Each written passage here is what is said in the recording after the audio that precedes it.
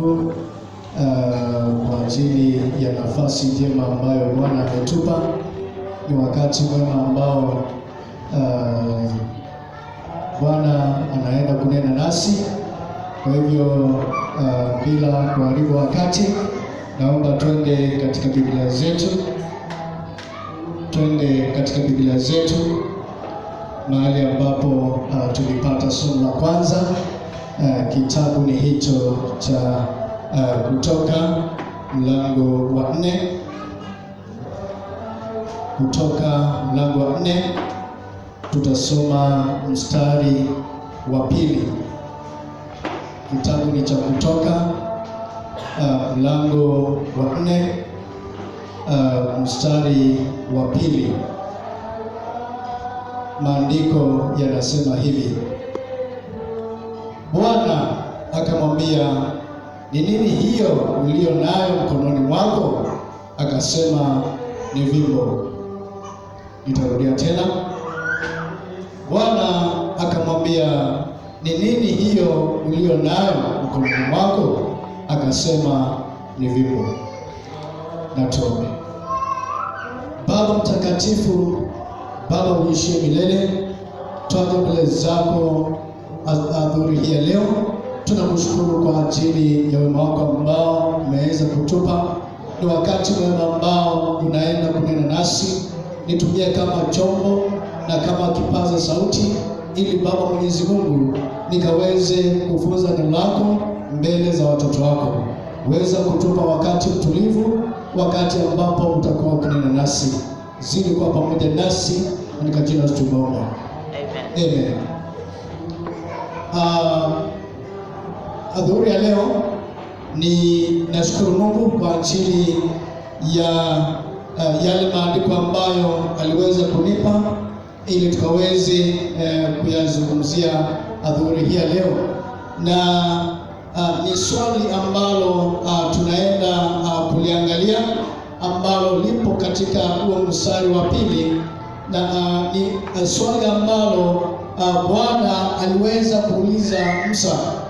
Ukisoma kuanzia mlango wa 3 utaona kwamba ni wito wa Musa, Bwana akimwita aweze kumtuma nchi ya Misri aende akaokoe wana wa Israeli.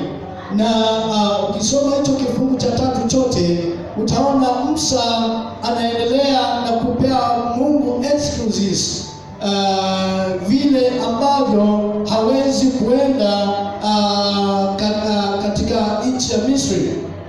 Na ukiingia mlango wa 4 bado anaendelea na kupeana some excuses, lakini Mungu anaanza kwa kumpa ishara kama 2 hivi, kumdhihirishia kwamba ataweza kuwa pamoja naye na ataenenda pamoja naye na atamtia nguvu na ataweza kuokoa wana wa Israeli.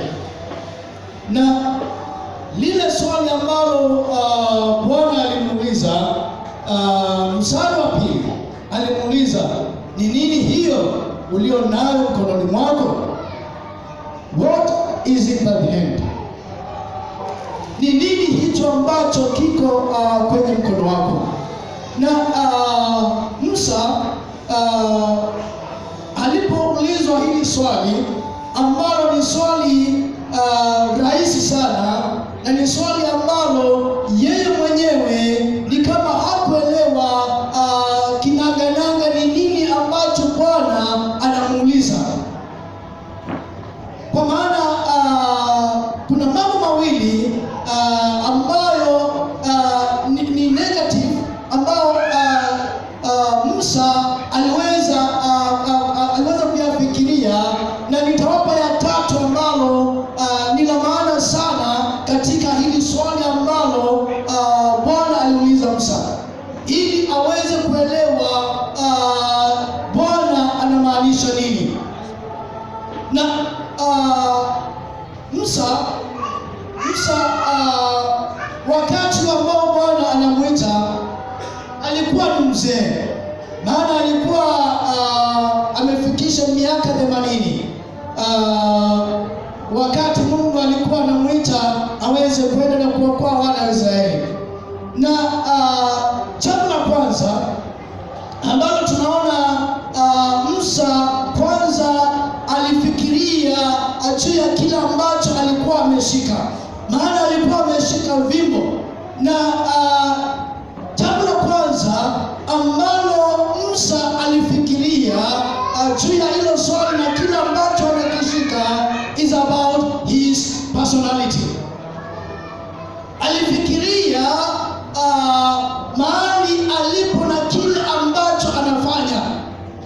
Alifikiria nimetoka from the palace kule Egypt, sasa niko jangwani, na mimi ni mchungaji wa kondoo. Na anafikiria yeye mwenyewe vile alivyo. Anafikiria vile alivyo. Anakumbuka pale ametoka na pale alipo sasa. So he is thinking about his personality. Anafikiria vile yeye alivyo. Na jambo la pili ambalo Musa analifikiria wakati anaulizwa hili swali, anafikiria about his problems. Anafikiria shida alizo nazo. Anafikiria pale alipo anateseka. Anapigwa maybe na baridi, anapigwa na jua kwa sababu analisha kondoo, na hana pale ambapo ni pa kujificha. Anafikiria juu ya shida zake. Lakini swali la jambo la tatu ambalo ni la maana sana na ambalo Musa hakujua kwamba anashika hicho ambacho anashika. Jambo la tatu, Moses was holding his potential. Bwana Yesu asifiwe. Amen. Yaani Musa alitazama tu ile vimbo ambayo ameshika, lakini hakujua ya kwamba ameshika nguvu za Mungu, ameshika uwezo, ameshika kitu ambacho atakitumia wakati ambapo ataenda kuokoa wana wa Israeli. Na ndiposa mstari ambao tulisoma wa mwisho, mstari wa 17 ulisema hivi. Mstari wa 17 ulisema, nawe utatoa vimbo hii mikononi mwako, na kwa hiyo utazifanya zile ishara. Bwana Yesu asifiwe. Ukiangalia Musa, ile vimbo ambayo alikuwa ameishika aliweza kuitumia kufanya ishara zote ambazo Bwana aliweka mbele zake. Wakati alipoenda kule Misri kuokoa wana wa Israeli, ile vimbo ndio alitumia kufanya ishara kama vile Bwana aliweza kumwagiza. Kwa hiyo Musa hakujua kwamba he is holding the power of God. Bwana Yesu asifiwe. Amen. Hakufahamu hilo. Na hata walipotoka Misri, wakielekea walipofika kwenye bahari ya Shamu, hiyo vimbo tu ndio alitumia kugawanya maji na kurudisha tena. Maana he was holding the power of God. Kwa hivyo hata nasi wakati ambapo tunaenda kufanya kazi ya Bwana, kama vile siku ya leo tunasimama na wanakwaya, the Lord is asking you, what is in that hand? Ni nini hicho ambacho kiko kwenye mkono wako? Anakuuliza hivyo. Anakuuliza hivyo. Kwa maana hicho ambacho umekishika, kile ambacho Bwana amekupa, hicho ndicho atakitumia kufanya kazi. Hicho ndicho atakitumia kufanya kazi. Musa hakufahamu ya kwamba ile vimbo ni ya dhamana sana kwake. hakufahamu ya kwamba ile fimbo ambayo ameishika is only his ability to go and do the miracles in Egypt. Hakufahamu hilo, lakini Bwana akamdhihirishia wakati ambapo alimwambia hawezi kurusha chini, akaiachilia. Tulisoma kwamba ilibadilika ikawa nyoka, na akalishika tena likawa vimbo tena.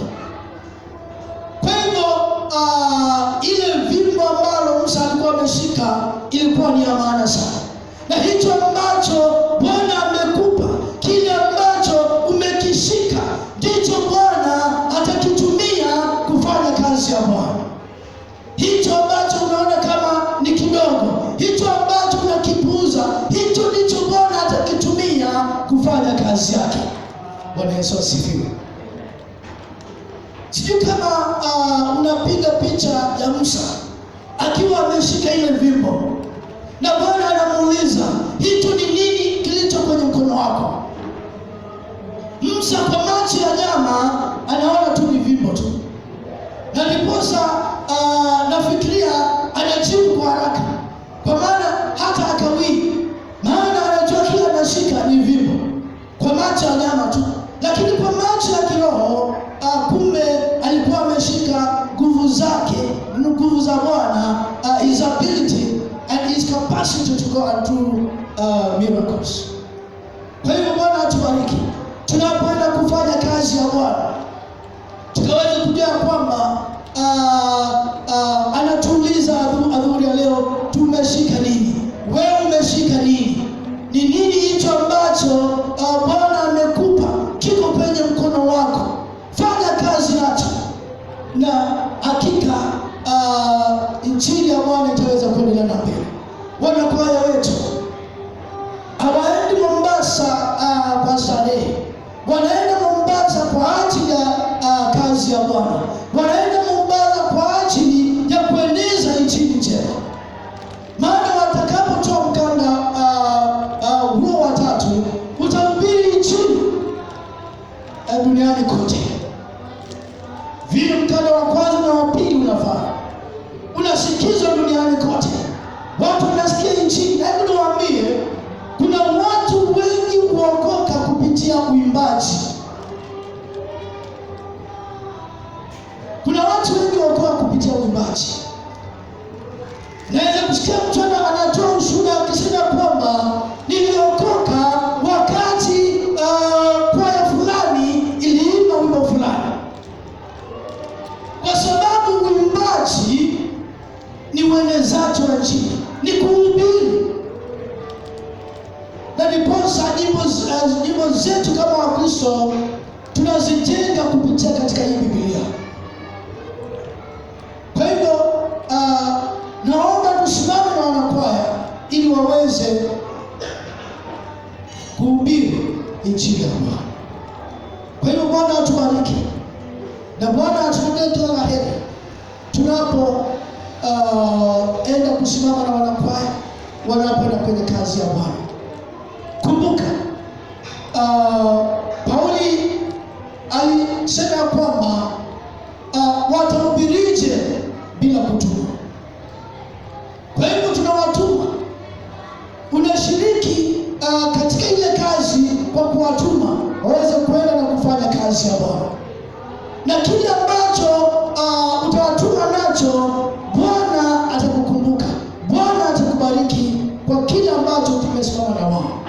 Kwa hivyo Bwana atubariki ili tukaweze kusimama na kazi ya Bwana ambayo iko mbele yetu. What is in the hand? Ni nini hicho ambacho kiko kwenye mkono wako? Na tuombe. Baba, Mwana na Roho Mtakatifu, Baba uishi milele, twaja mbele zako adhuhuri hii ya leo. Tunakushukuru kwa ajili ya wema wako ambao umeweza kutendea. Neno lako limeweza kuingia katika mioyo na akili za watoto wako Baba. Tunaomba ili tukaweze kulitafakari mchana na usiku Baba Mwenyezi Mungu, tukatafakari kile ambacho Baba umetupa, na na tumekishika kwenye mkono wetu Baba. Tunaomba ili Baba tukaweze kukitumia na kufanya kazi yako Baba Mwenyezi Mungu ambayo iko mbele yetu. Tuna kazi nyingi Baba Mwenyezi Mungu. Tunaomba Baba ili ukazidi kutubariki, ukazidi kutuinua, ukazidi kutupa moyo wa kupenda na kufanya kazi yako Baba. Uweza kutuongoza, uweza kuwa pamoja nasi Baba Mwenyezi Mungu, na tukifika tena chini ya uongozi wako, sifa tutakupeleka Baba. Zidi kuwa pamoja nasi, mtajua tuombe. Amen.